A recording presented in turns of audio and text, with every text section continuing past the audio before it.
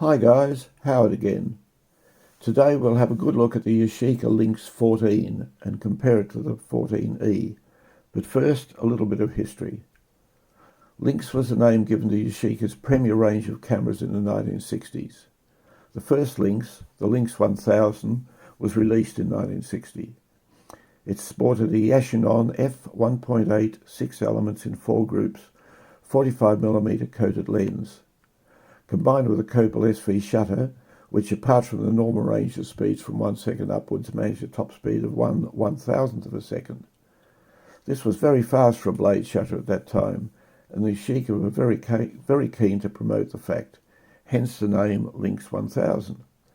These two features set it above the normal Yashica camera range. The next model was the Lynx 5000 that was released in 1962. Weighing in at about 750 grams. This camera was very similar to the Lynx 1000, but in a more modern body, the main difference being the metering. This time a CDS cell matched needle system was used instead of the selenium cell matched needle version in the Lynx 1000. The lens and shutter were the same. Now I happen to have a nice Lynx 5000, so we'll have a quick look at that. So there it is, the Lynx 5000. Quite a bit smaller and lighter than the 14. Physically the same size as the Lynx 1000. There's a nice 1.8 lens, CDS metering system. The little match needle part up the top. Very nice little camera. Now this one, I'm very lucky. Everything works. The metering works. The rangefinder is bright and clear. And it's a very nice little camera to use. I've put film through it and it works very nicely and the photos are excellent. Anyhow, we'll put that, if you can pick one of these up cheaply, if you're looking for a Lynx and you can't quite stretch to the 14 or the 14E, this is a very nice camera. Anyhow, let's put that aside. We'll bring the 14 back in. Okay, now the Lynx 14, this model, was released in 1965 and this was a very different beast. The body was larger and heavier, weighing in at just under 900 grams, a real brick of a camera. This was mainly due to the amount of glass in the lens. Yashica chose a huge Yashica DX f1.4 7 elements in 5 groups, 45mm coated lens with a Copal SV shutter. The faster speed had to be reduced back to 1/500th of a second because of the large size of the shutter blades, which I'll show you here. As you can see, it's a big shutter, and they just weren't able to get 1/1000th of a second with this size shutter. It used a similar CDS metering system as was used in the Lynx 5000. Now this camera had the fastest lens ever fitted to a fixed lens rangefinder camera. This lens is considered really excellent by many, and quite a few have been converted to be used on mirrorless digital cameras and are changing hands on eBay for considerable amounts of money. In 1968, they brought out 2 updated models, the Lynx 5000E, which looked very similar to the old one, and the Lynx 14E, which we'll look at in a minute. The main difference was again in the metering. Yashica had released their first Electro model 2 years earlier, so used some of that technology, incorporating an integrated circuit to enable over and under exposure lights in the viewfinder. This system required more power and used 2 unusual PX640 batteries. There is an alkaline equivalent, but they're fairly hard to come by. Okay, let's have a closer look at this 14. We'll start on the top. Very straightforward camera, really. A normal rewind knob and lever with a little indicator arrow showing which direction to go in. A cold accessory shoe. We'll talk about an accessory shoe problem a little later, but we'll revisit that. Over and under metering window. Shutter button, which takes a standard cable release. The wind, which goes a little bit more than 180 degrees, but that's okay. And the frame counter here, which automatically resets when the back's opened. On the underneath, We've got a standard battery cover for the typical button batteries of the time. It'll take, you can either use an adapter with a, because you can't get mercury batteries anymore, you can either use an adapter with an alkaline cell, or you can use a wine cell, WEIN cell, and they're the right voltage, because the mercuries were 1.35, not 1.5. Release button for the mechanism, so you can rewind the film, and a standard 1/4 inch tripod mount. While we're down here, you can also see there's about a 10-second self-timer, so you can rush around and get in the photo yourself. And around here we've got a little tab for the flash selector. So we've got X for electronic and M for bulb. No one uses bulb anymore, so leave it on X. If you're going to take a flash, because it's a cold shoe, you're going to have to use a cable, and the cable plugs into the little bayonet mount around here on there, so it's very capable of flash photography. Now on the front plate we've got Yashica, the CDS cell, rangefinder window, viewfinder window, and Lynx 14. Now the viewfinder is nice and bright. It's got a nice bright frame which is parallax compensated, but the actual rangefinder patch is very faint, and that seems to be common on all the 14s, or certainly all the ones I've ever had any dealings with. Unlike the 5000, where it's lovely and bright, the 14s, obviously a different system, and quite dull. Usable, but quite dull. Now, you might have noticed on the 5000 there's a little button down here. This has the same one, and that turns the metering on. So when you're about to meter for the shot, you hold the button in with one of your fingers, then you select the speed you want and adjust the aperture accordingly until the meter lines up. You can sort of use it aperture priority if you like, but it's a little trickier, but you can still do it. So that's just simple. So the button, you hold it in for as long as you need the meter on, and then you just let it off. I think it's just a battery saving device. All right, let's have a look at the barrel. This is where it all happens. Okay, so it's a really big, heavy barrel and a big lens. It takes a 58mm lens hood. I've got one here, so yeah, so quite a big lens hood, 58mm. And you can pick them up on eBay if you ever get one of these cameras. You've got the speed ring at the front. It's click stopped all the way around from B around to a 500th. The next ring is the aperture. No click stops on that, that just moves around. And you'll see it goes from 1.4 around to 16. Now, around on the left, there's a little window for the ASA just in there. And to adjust that, you have to slide this tab along in this slot.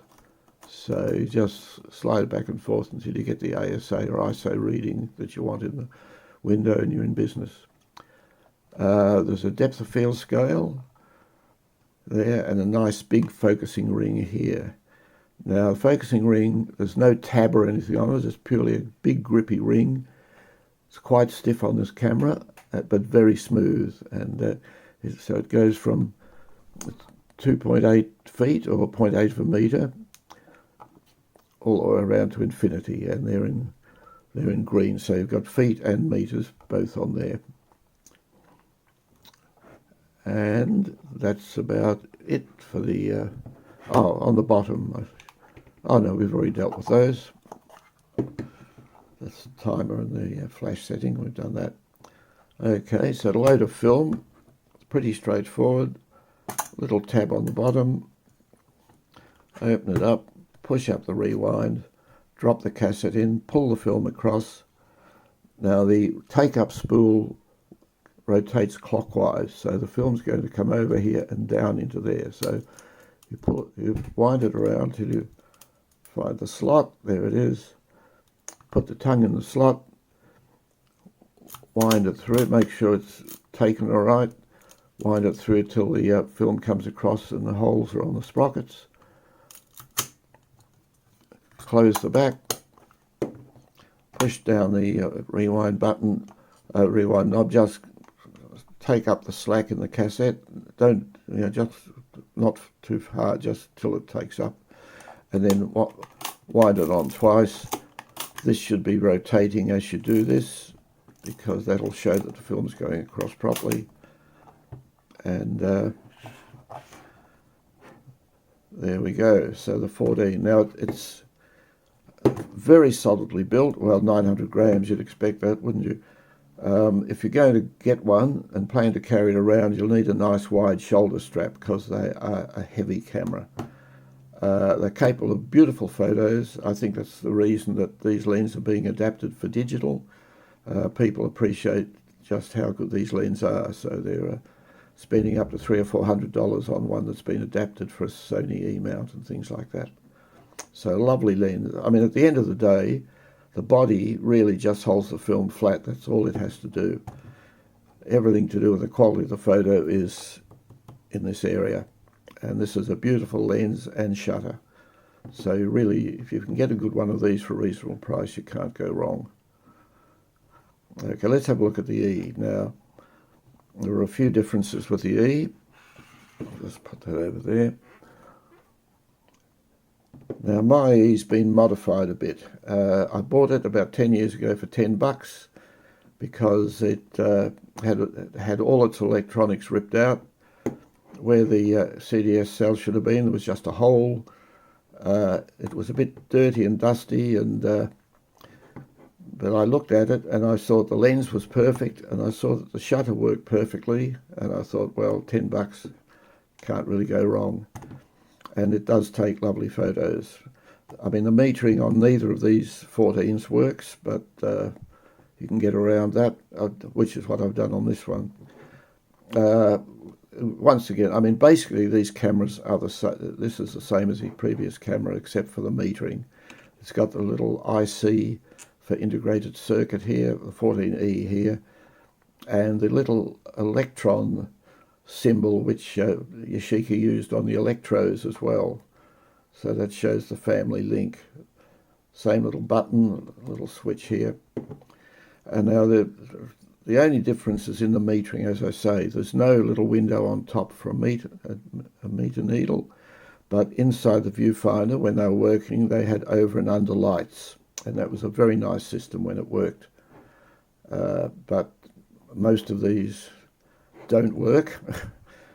For whatever reason, the metering in these 14s, both systems seem, the vast majority of the cameras you find don't seem to have working meters. If you can get one, great. If you're going to get one, I'd just get the 14, because the 14E, I'll show you the batteries it needs. Right, so these are the the PX640 batteries. They're quite big and chunky. They couldn't fit them in the base as per the 14, so they put them in the back here. They took up about 2/3, 3/4 of the space in there. This was on this camera when I got it. This is the wrong battery cover too, but not to worry. So they're the batteries, and they're very hard. You can get alkaline ones, but they're very hard to come by. Okay. Now you might be wondering why I've got a second accessory shoe on here. I bought a TT Artisan's little portable, little accessory shoe light meter. I'm very happy with it. No complaints about it. It works really well. The only problem is it doesn't fit in the accessory shoe, and that's not its fault. The fact is that for whatever reason, Yashica put all their accessory shoes on the left of the camera rather than in the middle. So if you try to fit the meter, it just fouls the rewind knob. Now, it's not just on this camera, it's on every Yashica I've got, and I've probably got 12 Yashica cameras, and I can't fit the meter on any of them. Now, it's a bit of a trap, because if you buy a light meter for an accessory shoe, you figure it's going to fit, but not always the case.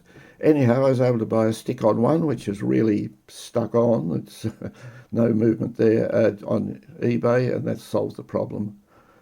I must admit, I tend to use this camera rather than the other one because A, it didn't cost me much, B, because it's been bodged around with, it's not worth much, and if I get the odd dent or anything, it's not that much of a hassle. I mean, I tend to look after my cameras, but